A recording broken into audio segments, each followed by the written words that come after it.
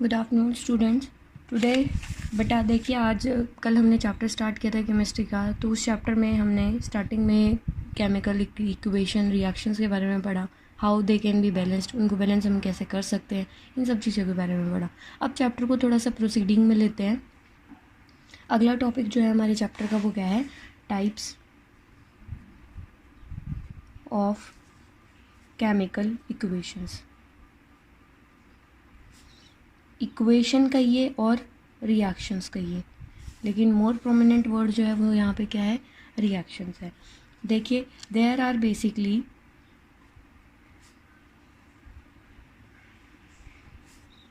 5 types of chemical reactions. Types कौन कौन से हैं? पहला टाइप होता है बेटा कॉम्बिनेशन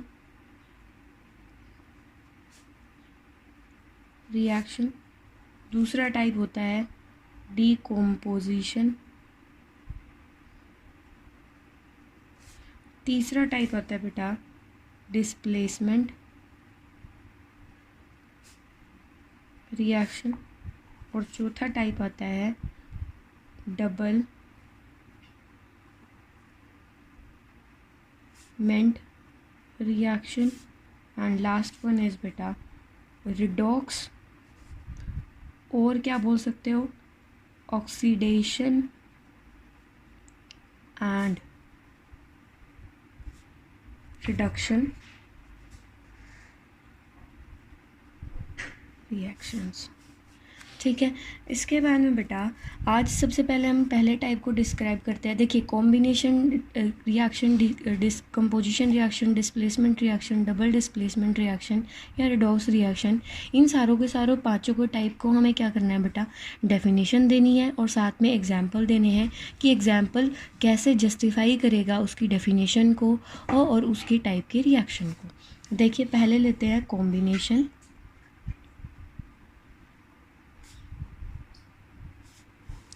कॉम्बिनेशन रिएक्शन को अगर हम डिफ़ाइन करते हैं तो कॉम्बिनेशन रिएक्शन को डिफ़ाइन करने के लिए हम डेफिनेशन देते हैं इसकी, it is a type of reaction in which it is a type of reaction in which two or more than two reactant will bind or combine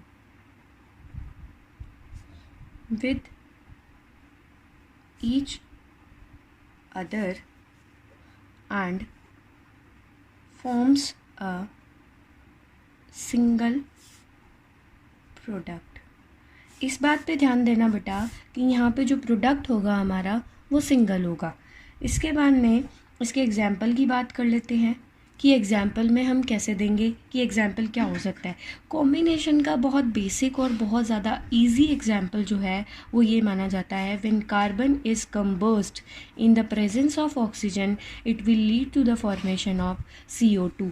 आपको पता है यहाँ पे सिंगल कार्बन है, यहाँ ऑक्सीजन है, दोनों बाइंड करेंगे तो क्या बनाएगा, CO2 बनाएगा। तो इनकी हम नीचे अब एब्रीवेशन लिख देते हैं, जैसे पीछे हमने सीखा था, carbon oxygen forms carbon dioxide. ये आपको क्लियर हुआ? ठीक है जी। इसके बारे में बताएं, इसके बहुत सारे और एग्जाम्पल्स भी हो सकते हैं, और एग्जाम्पल्स में हम क्या बात करेंगे, और एग्जाम्पल्स में बात कर सकते हैं जैसे कि then magnesium ribbon is combusted या burn in the presence of oxygen, then it will lead to the formation of MgO। MgO के बारे में बेटा ये क्या होगा, magnesium plus oxygen, magnesium oxide. इसके बाद में और भी बहुत सारे एग्जाम्पल्स हैं, जैसे कि H2 प्लस में O2 means hydrogen oxygen combine करके क्या बनाएंगे, H2O वाटर, और क्या बोल सकते हैं, हाइड्रोजन ऑक्साइड बोल सकते हैं इसको। अब ये क्या है, इसको अब हमें बैलेंस करना पड़ेगा। ऊपर वाली दोनों इक्वेशंस कैसी हैं, बैलेंस्ड हैं ऑलरेडी। ये Mg वाली बैलेंस नहीं थी, जैसे कि यहाँ पे मैग्नीशियम 1 है, यहाँ पे क्या है ऑक्सीजन 2 है, MgO बना है यहाँ पे। तो ऑक्सीजन को बैलेंस करने के लिए हमें यहाँ 2 लगाना पड़ेगा और फिर Mg को भी बैलेंस करने के लिए हमें यहाँ 2 पुट करना पड़ेगा। ऐसे ही देखिए इसमें क्या होगा, यहाँ पे हाइड्रोजन कितने हैं, 2 हैं, यहाँ ऑक्सीजन कितने हैं, 2 हैं। लेकिन यहाँ कैसे है बेटा, प्रोडक्ट के अंदर हाइड्रोजन 2 है लेकिन ऑक्सीजन कितनी है, 1। हाइड्रोजन ऑक्सीजन 1 है तो यहाँ पे हम 2 पुट करेंगे और यहाँ पे कितना पुट करना पड़ेगा हमें, 2, क्योंकि 4 हाइड्रोजन 2 ऑक्सीजन 2 ऑक्सीजन। तो इस तरीके से हमारी इक्वेशन जो है यहाँ पे बैलेंस हो जाती है। उसके बाद में देखिए और भी बहुत सारी एग्जांपल्स होते हैं, जैसे कि HCl। हमेशा मैंने बताया था आपको, एक दिन क्लास में जब 9th क्लास के हम बात कर रहे थे उस टाइम पे बात हो रही थी कि ग्रुप 17 के जो मेंबर होते हैं, फ्लोरीन, क्लोरीन, ब्रोमीन, आयोडीन जो होते हैं, ये मॉलिक्यूलर फॉर्म में एग्जिस्ट करते हैं, मींस Br2Cl2 I2F2 की फॉर्म में एग्जिस्ट करते हैं। तो इसमें क्या होगा, हाइड्रोजन और क्लोरीन क्या बनाएगा, हाइड्रोक्लोरिक एसिड। इसके बाद में इसको भी हमें बैलेंस करना पड़ेगा। इसको बैलेंस देखिए, यहाँ 2H2, यहाँ पे H2 है, यहाँ Cl2 है, यहाँ HCl H और Cl सिंगल सिंगल है, तो यहाँ पे हम 2 पुट करेंगे तो ये भी बैलेंस हो जाएगी। इसके बाद में देखिए और भी इक्वेशन है, जैसे कि ये है iron, when react with sulfur give rise to iron sulfide। ये होगा आयरन सल्फाइड,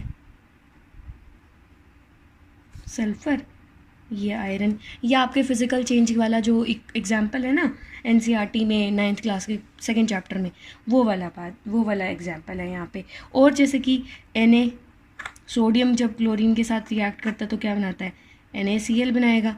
NaCl को बैलेंस करने के लिए यहाँ 2 पुट करेंगे, यहाँ पे भी 2 पुट करना पड़ेगा, तो इसको क्या बोलेंगे, सोडियम, इसको बोलेंगे क्या, क्लोरीन, ये क्या बनाएगा, सोडियम क्लोराइड। तो इस तरीके से और भी ढेर सारे एग्जाम्पल्स हैं जो हमारी कॉम्बिनेशन रिएक्शंस को एक्सप्लेन करने में हमें हेल्प करते हैं।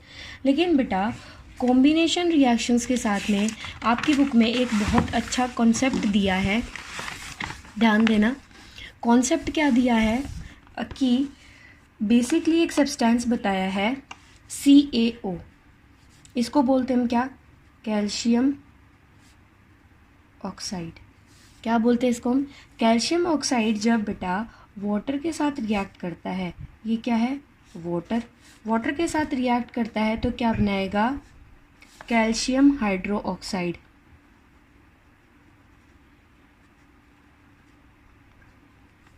कैल्शियम हाइड्रोक्साइड बनाएगा।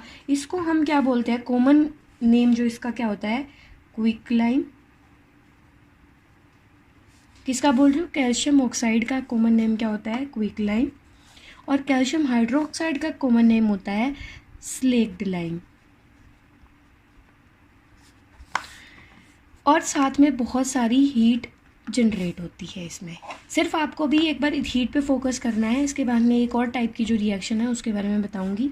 क्या है ये, कैल्शियम ऑक्साइड जब वाटर के साथ रिएक्ट करता है तो क्या बनाता है बेटा, कैल्शियम हाइड्रोक्साइड। ये भी एग्जाम्पल किसका है, कॉम्बिनेशन रिएक्शन का है, क्योंकि ऑब्वियस सी बात है दो रिएक्टेंट हैं, क्या बन रहा है, एक प्रोडक्ट बन रहा है। ठीक है जी। इसका क्वेश्चन जो है वो आपके NCERT की बुक में ब्लू क्वेश्चंस में दिया हुआ है, इन टेक्स्ट क्वेश्चन है। इन टेक्स्ट क्वेश्चन क्या बोल रहा है, a substance X which is used in white washing. A substance X जो है बेटा वो वाइट वॉशिंग में यूज़ होता है। देखिए कैसे, जो हमारा ये CaOH होल्ट वाइज है ना बेटा, CaOH होल्ट वाइज, जब बेटा ये एटमॉस्फेयर की कार्बन डाइऑक्साइड के साथ रिएक्ट करता है, क्या बोला, कैल्शियम हाइड्रोक्साइड जब एटमॉस्फेयर की कार्बन डाइऑक्साइड के साथ रिएक्ट करता है तो वो क्या बनाएगा, कैल्शियम कार्बोनेट। क्या बनाएगा, कैल्शियम कार्बोनेट। और साथ में वाटर जो है वो इवेपोरेट होके उड़ जाएगा। मीन्स कैल्शियम हाइड्रोक्साइड, ये कार्बन डाइऑक्साइड। ठीक है। इसके बाद में देखते हैं, जब बेटा ये कैल्शियम कार्बोनेट जो है, जब when it dry it appears as white in colour. ये कैसी अपीयर होगी? वाइट कलर की अपीयर होगी। इसी वजह से this substance x is used in white washing, क्योंकि वाइट वॉशिंग के लिए ये सब्सटेंस एक्स इसलिए यूज़ किया जाता है, जब ये कार्बन डाइऑक्साइड के साथ रिएक्ट करेगा तो कैल्शियम कार्बोनेट बनाएगा और साथ में क्या है, वाटर रिलीज़ करेगा। अब बेटा इसी में आप एक पॉइंट और पढ़ेंगे, इसी कॉम्बिनेशन रिएक्शन में एक कंसेप्ट और निकल के आया है, endothermic reactions and exothermic reactions. Endothermic reactions और एक्सोथर्मिक रिएक्शंस को आप कैसे डिफाइन कर सकते हो? अगर बात करते हैं endothermic reactions, these are those reactions in which heat is required for the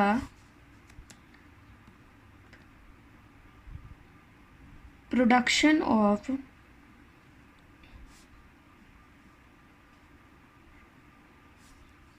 products. देखिए क्या बोला, एंडोथर्मिक रिएक्शंस और एक्सोथर्मिक रिएक्शंस को दोनों को एक्सप्लेन करने के लिए आपको कंफ्यूज होने की ज़रूरत नहीं है। एंडोथर्मिक रिएक्शन और एक्सोथर्मिक रिएक्शंस में सिर्फ और सिर्फ फंडा हीट का है। कभी कभी आपने देखा होगा कि मतलब नहीं किया है तो अभी फेस करेंगे लैब में, कभी भी जब भी क्लासेस लगेंगी तो लैब में भी फेस होता है कि कुछ रिएक्शंस जो होती हैं केमिस्ट्री की, वो हम परफॉर्म करते हैं लैब्स के अंदर, केमिस्ट्री लैब में। तो वहाँ पे देखते हैं कि कभी कभी क्या होता है कि कुछ रिएक्टेंट, एक रिएक्टेंट कुछ डाला, दूसरा रिएक्टेंट कुछ डाला, जिसकी वजह से हम अगर बेटा हमारे अपैरेटस को टच करके देखते हैं तो उसमें क्या होता है, वो हमें वार्म लगता है। कभी कभी क्या होता है कि एक रिएक्टेंट डाला हमने, दूसरा रिएक्टेंट डाला, फिर हम क्या करते हैं, उसकी रिएक्शन को कंप्लीट करवाने के लिए हम उसको हीट सप्लाई करते हैं। तो उसी बिहाफ पे क्या होता है कि हीट की सप्लाई करनी पड़ेगी, रिएक्शन को प्रोसीड करने के लिए हीट देनी पड़ेगी, या हीट रिएक्शन होने के बाद में लिबरेट होगी। उसी बिहाफ पे हम इन दोनों को एक्सप्लेन करते हैं। One is endothermic reaction and other is exothermic reaction. Endothermic reaction के बारे में बताया क्या, these are those reactions in which heat is required for the production of products, या फिर क्या बोल सकते हो, for the proceeding to the product. समझ में आया? इसके बाद में बेटा अगला देखते हैं, these are those reactions in which heat is liberated during the reaction। क्या बोला इसमें कि ये वो रिएक्शंस होती हैं जिसमें हीट जो है वो लिबरेट होएगी रिएक्शन के टाइम पे, या फिर और after completion of the reaction. शायद क्लियर हुआ होगा। Exothermic reactions are those reactions in which the heat is liberated during the reaction और after the completion of reaction, या फिर after the formation of product.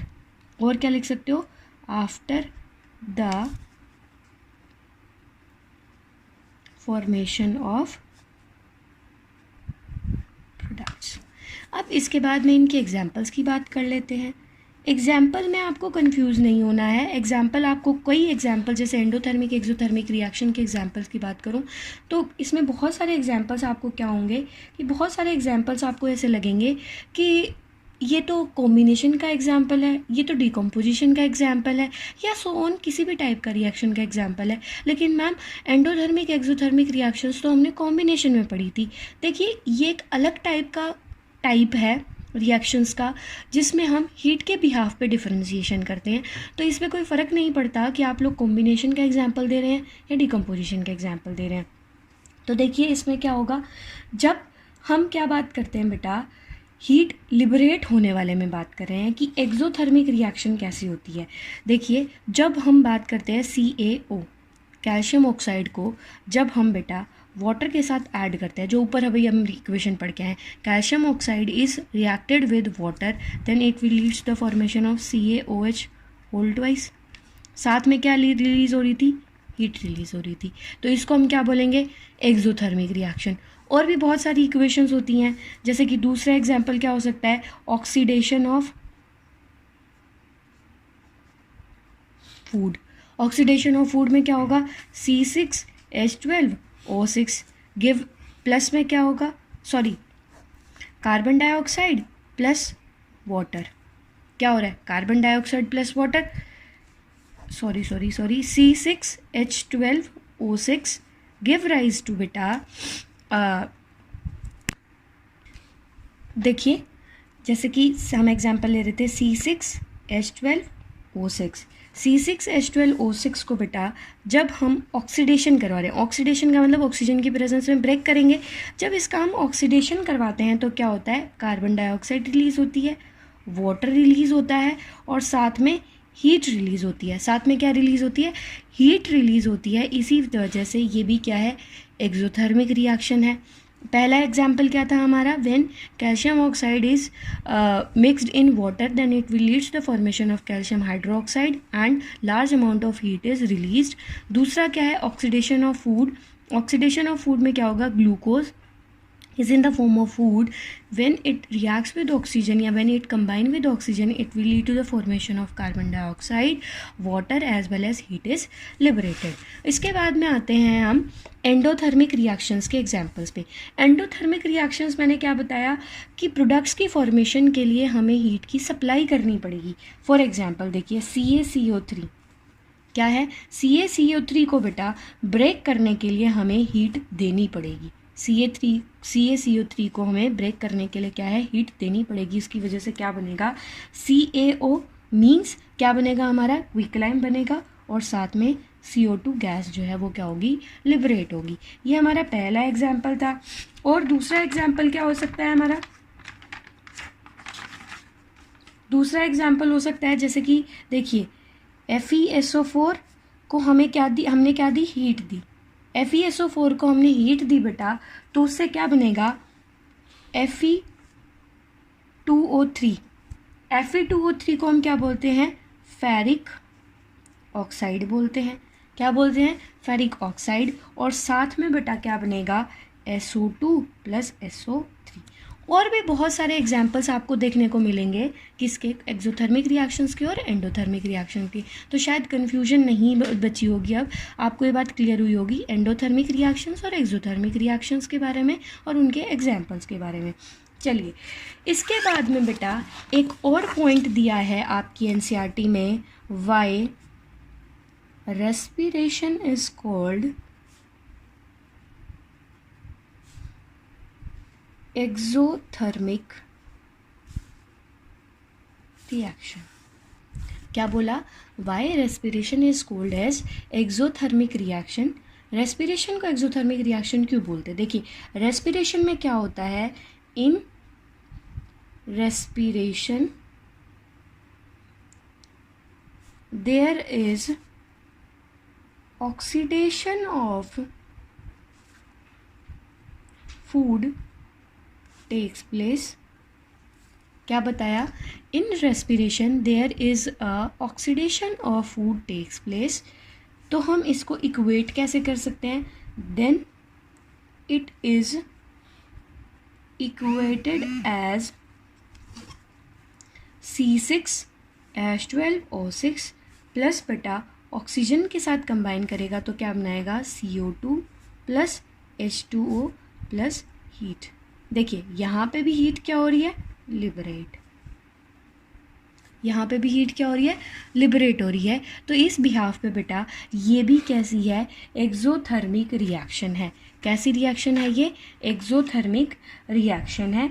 Exothermic reaction, और ये बात है कि ऑक्सीडेशन ऑफ फूड जो है वो कहाँ हो रहा है? Mitochondria of cell. कहाँ हो रहा है ये भी? Mitochondria of cell. मतलब ऑक्सीडेशन कहाँ हो रहा था, ये मैंने आपको बताया था उस टाइम पे जब हम लाइफ प्रोसेस में रेस्पिरेशन पढ़ रहे थे कि फूड पहुँचेगा ब्लड के थ्रू सेल तक, ऑक्सीजन भी पहुँचेगी ब्लड के थ्रू सेल तक। वहाँ पे क्या होगा, ये ग्लूकोज का क्या होगा, ब्रेकडाउन होगा ऑक्सीजन की प्रेजेंस में। आइए इसको बैलेंस कर लेते हैं। पहले इसको लिख लो नीचे क्या क्या है ये, glucose, oxygen, carbon dioxide, water, और वहाँ पे तो लिखा ही है वो हीट है। देखिए बैलेंस करेंगे इसको, क्या सारे को बैलेंस करने के लिए हम 6 पुट कर देंगे, फिर बैलेंस हो जाएगी। यहाँ 12 हाइड्रोजन 12 हाइड्रोजन, 6 2 जे 12 और 6 2 जे 12, और उसके साथ में क्या होगा बेटा, यहाँ पे बैलेंस करेंगे कितना होगा, 6 2 जे 12 और 6 18, 6 2 जे 12 और 6 18 ऑक्सीजन हो गए हमारे। 6 कार्बन है, यहाँ पे भी 6 कार्बन है, hence your equation is balanced. चलिए इसके बाद में अगला टाइप पढ़ते हैं, दैट इज डीकम्पोजिशन रिएक्शन। ये बेटा आपका क्या है, सेकेंड टाइप है। सेकेंड टाइप का नाम क्या है, डीकम्पोजिशन रिएक्शन। देखिए डीकम्पोजिशन रिएक्शन को डिफाइन करने के लिए हम क्या देते हैं, डीकम्पोजिशन का मतलब होता है मीन्स ब्रेक डाउन। क्या मतलब होता है बेटा, ब्रेक डाउन। देखिए क्या है, डिफाइन करेंगे, डेफिनेशन देंगे, when a single reactant will broken down into 2 or more products during the reaction is called decomposition reaction. देखिए क्या बोला, when a single reactant will broken down into 2 or more product during the reaction is called as decomposition reaction. बेटा decomposition reaction में ये decomposition in which way the decomposition is taken place, या by which means, by which means the decomposition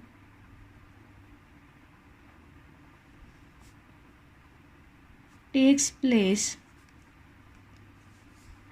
उस basis पे these, by which means decomposition takes place, on this basis decomposition are of 3 types. कितने types बोले, 3 types. कितने types बोले, 3 types. यहाँ पे ऊपर वाली डेफिनेशन में कॉम्बिनेशन और डिकम्पोजिशन को आप कंपेयर करोगे, वहाँ पे ध्यान देना, यहाँ पे कितने हैं, 2 और मोर प्रोडक्ट है सिंगल रिएक्टेंट से, कॉम्बिनेशन में क्या था, 2 और मोर रिएक्टेंट से सिंगल प्रोडक्ट था। तो एक कंपैरिजन करने में, आपको डिफरेंस करने में, कभी कभी एग्जामिनर पूछता है जब कॉम्बिनेशन और डिकम्पोजिशन रिएक्शन के बीच में डिफरेंस, तो आपको वो डिफरेंस क्रिएट करने में यहाँ पे उसमें हेल्प मिलेगी। अब टाइप्स की बात कर लेते हैं। ए टाइप जो है बेटा वो होता है फोटोलिटिक डिकम्पोजिशन। क्या है पहला, फोटोलिटिक डिकम्पोजिशन। दूसरा टाइप है बेटा इलेक्ट्रोलिटिक कॉम्पोजिशन, और तीसरा टाइप है इसका thermal composition. There are basically बताया डिकम्पोजिशन किस मीन्स से या किसके थ्रू हो रही है, उस बिहाफ पे डिकम्पोजिशन रिएक्शन जो है बेटा ये 3 टाइप की होती है, photolytic, electrolytic and thermal.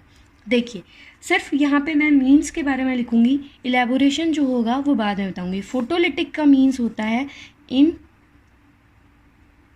Presence of sunlight, in the presence of sunlight. Electrolytic का मतलब होता है इन प्रेजेंस ऑफ इलेक्ट्रिसिटी, और थर्मल का मतलब होता है इन प्रेजेंस ऑफ हीट। और इन प्रेजेंस ऑफ हीट यानी थर्मल डिकम्पोजिशन जो है बेटा, यही आपकी एंडोथर्मिक रिएक्शंस के एग्जाम्पल्स भी हो सकते हैं, बहुत सारे। देखिएगा, अब स्टार्ट करते हैं। सबसे पहले डिफाइन करेंगे हम पहले थर्मल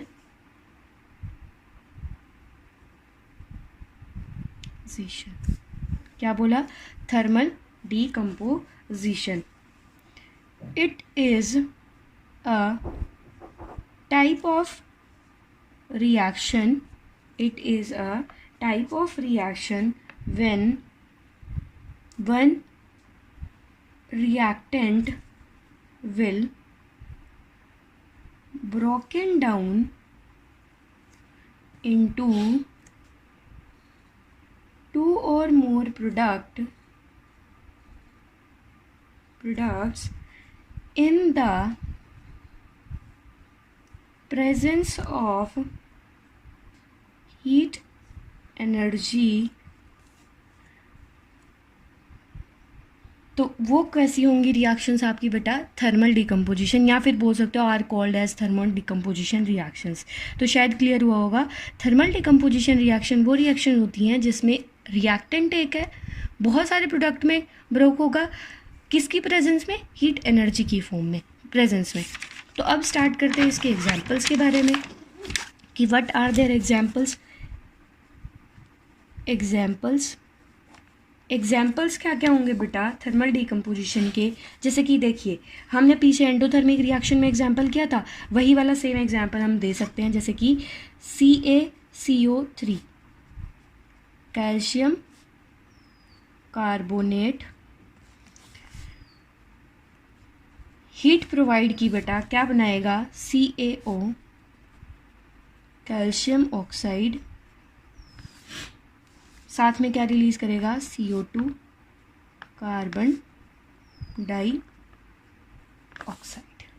क्लियर हुआ? इसी रिएक्शन को जो ये Ca कैल्शियम कार्बोनेट जो होता है, इट इज यूज्ड इस रिएक्शन से, मीन्स कैल्शियम कार्बोनेट से जो रिएक्शन से जो प्रोडक्ट मिला, प्रोडक्ट कौन होगा? ये कैल्शियम ऑक्साइड। कैल्शियम ऑक्साइड को बेटा हम यूज़ करते हैं, it is used in manufacturing of cement in cement industry. इसके बाद में, ये फर्स्ट एग्जाम्पल था, इसके बाद में बेटा दूसरा एग्जाम्पल आता है FeSO4.7H2O। इसको हीट करते हैं, it will give rise to FeSO4 + 7H2O। ये होता है बेटा फेरस सल्फेट,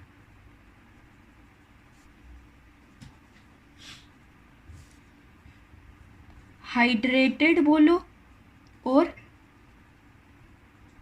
एक्वस बोलो, बात एक है। फेरस सल्फेट हीट दिया, क्या बना? एनहाइड्रस फेरस सल्फेट, और ये क्या हो गया? वाटर यहाँ से रिलीज हो गया। देखिए बेटा, ये क्वेश्चन जो है, इस रिएक्शन को जरा ध्यान से देखिएगा। ये रिएक्शन अक्सर एग्जाम में बहुत बार किसी ना किसी तरीके से इनडायरेक्टली पूछी जाती है। कैसे? देखिए, कलर से रिलेटेड पूछी जाती है कि फेरस सल्फेट मतलब फेरस हाइड्रेटेड फेरस सल्फेट या एक्वस फेरस सल्फेट का कलर होता है ग्रीन। कैसा कलर होता है? ग्रीन।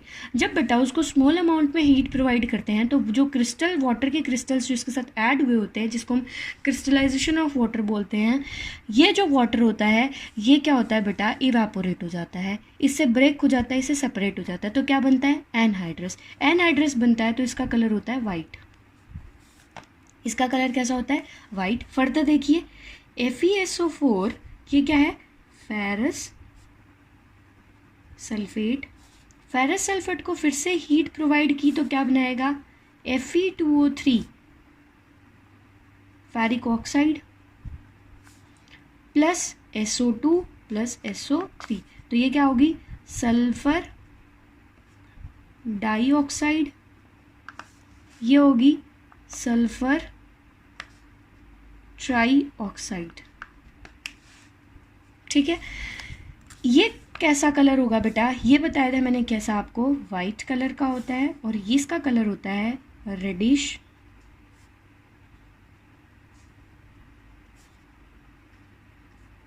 कलर। ये वाली जो इक्वेशन है दोनों की दोनों पूछी जाती है। A substance x which is have green colour, what happens when the heat is provided to it, identify the product and identify the color of the product। तो आपको दोनों की दोनों इक्वेशंस इस क्वेश्चन में लिखनी पड़ेंगी। अच्छा जी, इसके बाद में तीसरा एग्जाम्पल क्या आता है डिकम्पोजिशन का, PbNO3 होल ट्वाइस, इसको बोलते हैं लेड नाइट्रेट। जो हमने पहले मैंने आपको बैलेंसिंग करवाने में करवाई थी ना एग्जाम्पल, उसका आप ये फॉर्मुलेटेड इक्वेशन लिख रही हूँ मैं, उसमें प्रॉब्लम नहीं आएगी आपको, अगर बाय चांस ये आ भी जाती है तो फॉर्मुलेटेड है कि यहाँ से हो जाएगी। 2PbNO3 whole twice give rise to 2PbO, इसको बोलते हैं हम लेड ऑक्साइड। क्या बोलते हैं इसको हम, लेड ऑक्साइड बोलते हैं। इसके बाद में ये और क्या लिबरेट करेगी, 4NO2। 4NO2 का मतलब होता है नाइट्रोजन डाइऑक्साइड, और बेटा साथ में रिलीज करेगी ऑक्सीजन गैस। अच्छा जी, यहाँ पे आपका डीकम्पोजिशन के एग्जाम्पल्स के साथ में थर्मल डीकम्पोजिशन कंप्लीट होता है। थर्मल डीकम्पोजिशन के बाद में बेटा दूसरा टाइप जो है इसका, दूसरा टाइप आता है electrolytic decomposition.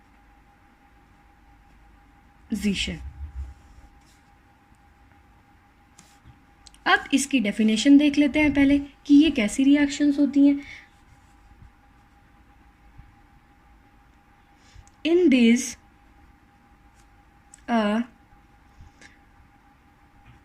single reactant will be broken down into two or more products in the presence of electricity.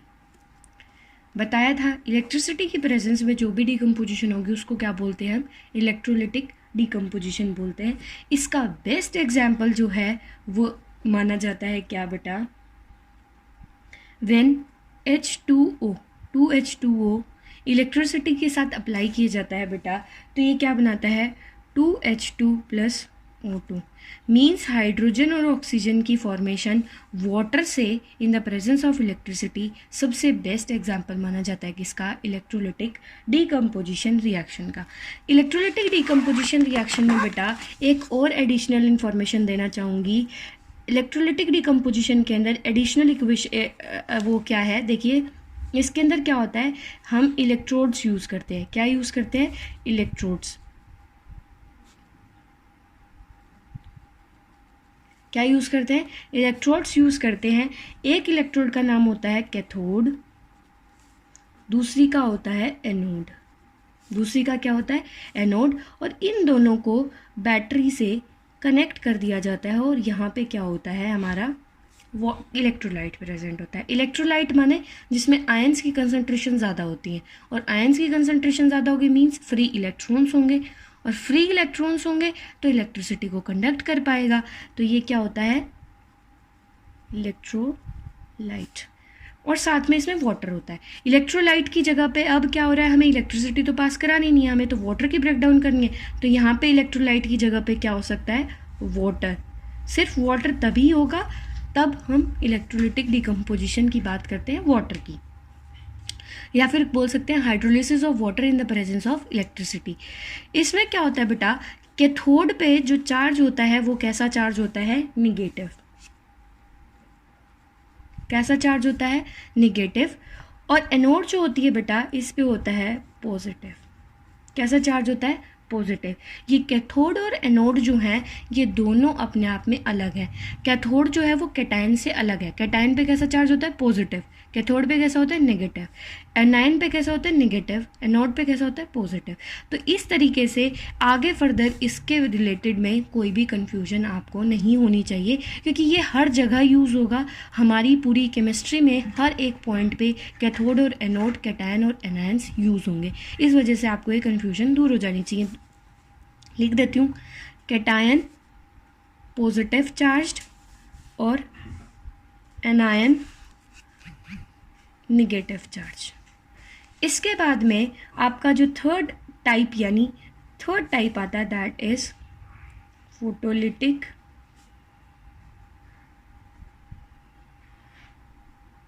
Decomposition. कैसा टाइप आता है, photolytic decomposition. Photolytic decomposition reaction में क्या आता है बेटा, फोटोलिटिक डिकम्पोजिशन रिएक्शन बोलता है when the decomposition of reaction takes place in the presence of sunlight. तो क्या बोल सकते हैं, it is a type of reaction in which the single reactant will be broken down into two or more products in the presence of sunlight। Clear हुई होगी definition. इसके बाद में इसके एग्जांपल्स पढ़ लेते हैं। एग्जांपल्स क्या क्या होंगे, जैसे कि 2AgCl give rise to 2AgCl2। इससे रिलेटेड क्वेश्चन पूछा जाता है, इसको बोलते हैं बेटा हम सिल्वर क्लोराइड, सिल्वर क्लोरीन। ये होता है वाइट कलर का, ब्रोक होने के बाद में कैसा हो जाता है, ग्रे कलर का। इतना क्लियर हुआ। इससे क्वेश्चन पूछा जाता है YAgCl is put into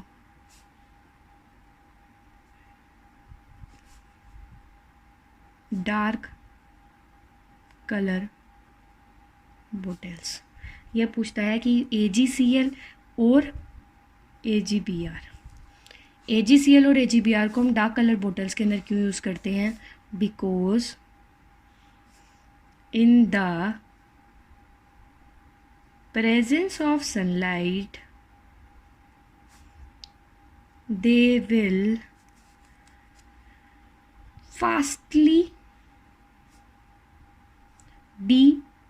decompose into Ag and Cl और Br। क्लियर हुआ। मीन्स कहता है कि YAgCl या AgBr, सिल्वर क्लोराइड या सिल्वर ब्रोमाइड को हम डार्क बोटल्स के अंदर क्यों पुट करते हैं, क्योंकि या फिर एडवाइस क्यों दी जाती है कि इनको डार्क कलर की बोटल्स में ही पुट करना चाहिए, क्योंकि बेसिकली क्या होता है, इन डार्क कलर्स की बोतल में जनरली देखा जाता है कि डार्क कलर की बोतल जो है वो डायरेक्टली उसको सनलाइट के कांटेक्ट में नहीं आने देती हैं। जब डायरेक्टली सनलाइट के कांटेक्ट में वो नहीं आएंगी तो उसकी वजह से क्या होगा, ईजीली वो डिकम्पोज नहीं होंगी। दूसरा एग्जाम्पल, ये तो पहला एग्जाम्पल है, दूसरा एग्जाम्पल क्या आता है, AgBr।